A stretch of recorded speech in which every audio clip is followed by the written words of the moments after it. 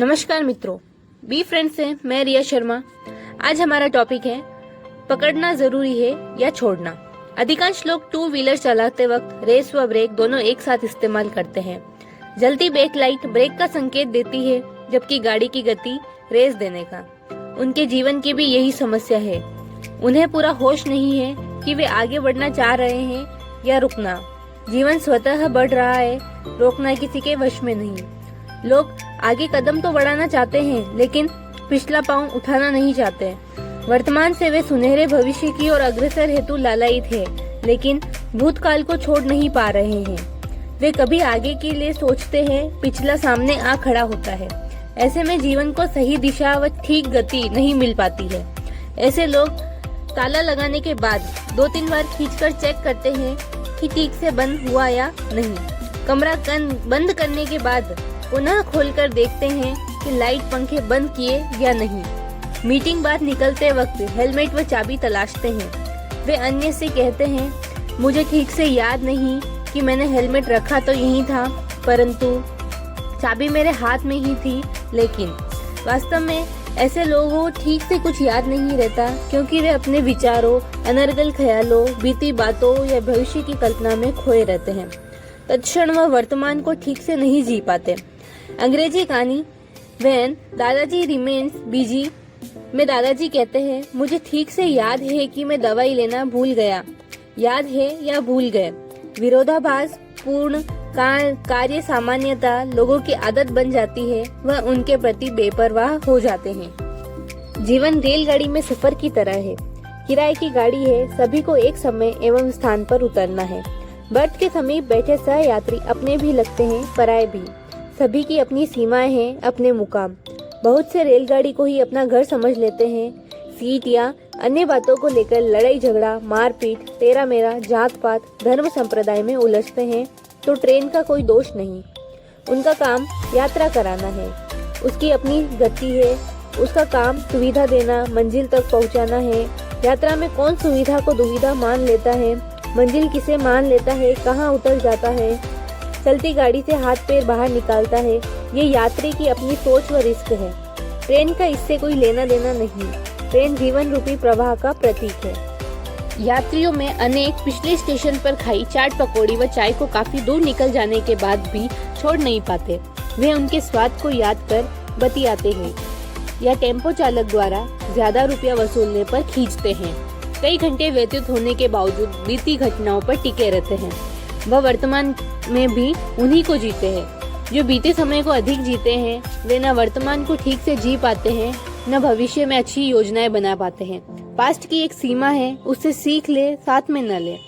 बीते मधुर क्षण क्षणिकाएं वर्तमान में आनंद उत्साह प्रदान कर अनुभवों से मार्गदर्शन देती है, लेकिन आगे बढ़ने के लिए जहन में तो यही रखना पड़ेगा कि बीती ताईत विसार दे, आगे की सुधी ले एवं रात गई बात गई। आचार्य महाप्रज्ञ जी ने कहा है, अतीत की स्मृति और भविष्य का भय वर्तमान को खराब करता है। ऐसा नहीं कि जिनका अतीत नहीं होता उनका भविष्य व वर्तमान न हो, बल्कि इतिहास साक्षी है। जिनका अतीत कमजोर रहा है, उन्होंने संघर्ष कर वर्तमान व भविष्य को निखारा है। भाग्य रेखा लिए जिनके हाथ नहीं होते, भाग्य उनका भी होता है। पकड़ना है या छोड़ना, हम कई अवसरों पर चूक जाते हैं। बहुत बार ऐसा होता है कि जिन्हें पकड़ना चाहिए छोड़ देते हैं, और जिन्हें छोड़ना चाहिए पकड़ रखते हैं। पकड़ने और छोड़ने के इस खेल के कच्चे खिलाड़ी उत्कर्ष पर नहीं पहुंच पाते। इसी तरह बहुतायत भूत और वर्तमान को न जीकर भविष्य को जीते हैं। आने वाले समय की अनगिनत और अघटित अच्छी बुरी घटनाओं को लेकर वे आशंकित, कपोल कल्पित रहते हैं। भविष्य की अनिश्चितताओं के अनुमानित वे देवी देवता, पूजा पाठ, भोपा देवरा, मंत्र तंत्र, ज्योतिष, हस्तरेखा, वास्तु, पितृ, भेंट, पूजा, चढ़ावा, बोलमा, प्रसादी, साधु संत, कथावाचक, जप माला, छापा, तिलक, तीर्थ, लाउड स्पीकर पर हरि भजन, जानवरों की पूजा और न जाने क्या क्या करते हैं। ट्रेन के एक कंपार्टमेंट में यात्री बढ़ चढ़कर बातें कर रहे थे। एक बोला, मैंने इतना कमाया कि आज करोड़ों है। दूसरा बोला, मैंने 4 धाम व सभी तीर्थों की यात्रा की। तीसरा बोला, मैंने तीर्थ स्थलों, गरीबों में खूब दान दिया है। चौथा बोला, मैं सरकारी नौकरी में बहुत ऊंचे पद पर हूँ। पांचवा बोला, मैं जाना माना उद्योगपति हूँ। छठा बोला, राजनीति में बड़ी अप्रोच है मेरी। इस तरह घंटा भर लगभग सभी अपने अपने बारे में कुछ न कुछ अच्छा व बड़ा चढ़ाकर कह चुके और जब शेष कुछ न रहा तो शांति व्याप्त हो गई। तभी उनका ध्यान वहाँ बैठे एक फकीर पर गया जिसने अपनी पेटी सिर पर रखी थी। एक बोला, बाबा पेटी सिर पर क्यों, नीचे रख दो। फकीर बोला, मैं अपना वजन खुद उठाना चाहता हूँ, ट्रेन पर नहीं डालना चाहता। दूसरा बोला, कैसी बातें करते हो, तुम्हारा वजन भी तो ट्रेन पर ही है। फकीर ने जवाब दिया, मैंने खुद का किराया दिया है, पेटी का नहीं, पेटी मेरी जिम्मेदारी है। तीसरा बोला, बाबा तुम्हारे पेटी का एवं हमारे सबका वजन ट्रेन पर है। चौथा बोला, ये सच है बाबा कि हमारे व हमारे सामान का सभी वजन ट्रेन पर ही है। फकीर ने कहा, मैं भी तो यही कह रहा हूँ, समझाना चाह रहा हूँ।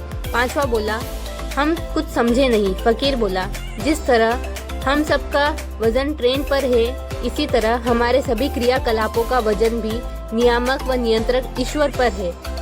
तुम कहते हो हमने ये किया वह किया, जबकि करता धरता तो ईश्वर है। हम तो केवल माध्यम हैं। हमें विवेक दिया कि अच्छा करे, कर्ता का अहंकार कैसा। सब सुनकर सब मौन हो गए।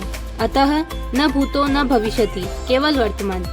कल था, चला गया और आने वाला कल को किसने देखा, इसलिए आज ही राज। धन्यवाद। कृपया बी फ्रेंड के चैनल को सब्सक्राइब अवश्य करें।